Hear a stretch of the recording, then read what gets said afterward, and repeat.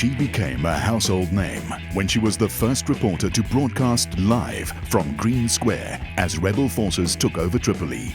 This week, Alex Crawford will be standing in for Redi Tlhabi.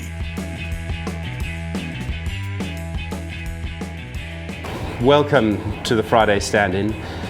You've been all over the place, literally. You're one of the few people who's worked in television in places like Pakistan, Afghanistan, places like that.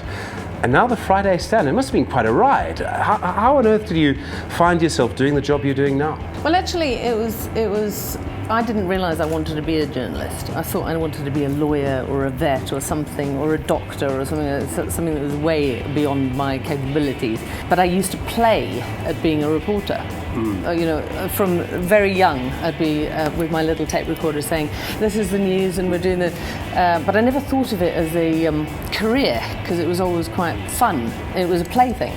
And it was only when I did really appallingly in my A-levels, which is the equivalent of matric, that my mother said, "Why don't you do journalism?" So I got myself onto a newspaper training course, and then went from there. And I thought, oh my God, it is fun, and I'm being paid.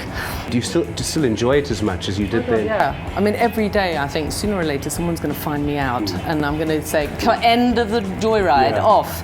I think it's the best job in the world. Is there anyone you look up to and think that's kind of what I'm aiming for, that person?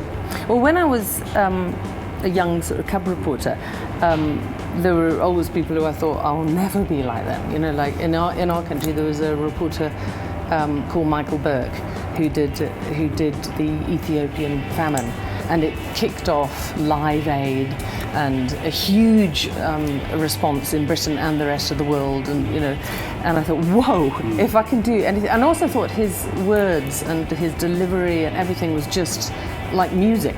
It was like it was like poetry. And I thought, well, if you can write like that, if you can discover a story like that, if you can have this worldwide response and actually make a difference, you're probably doing your job quite well. So, there's certain things people are going to want to know. So, your favourite food is? Well, I was a vegetarian for more than 20 years, and I really, really like risotto, even now. Do you have a favourite type of coffee that you use?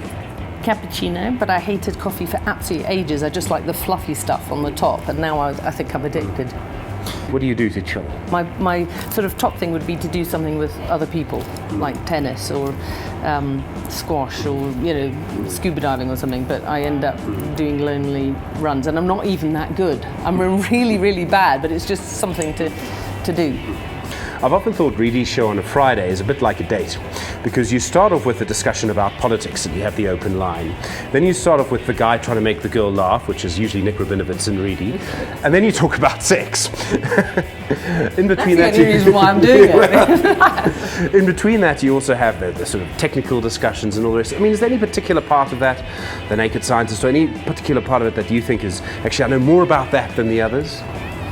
No, I know nothing about all of them. It's going to be a massive learning curve. I know nothing about live doing a show about that sort of revolves around a personality, and actually that's a bit horrifying. So it'll be really different, and I've no idea whether anyone will still be ringing up, wanting to listen. Probably not. I don't know.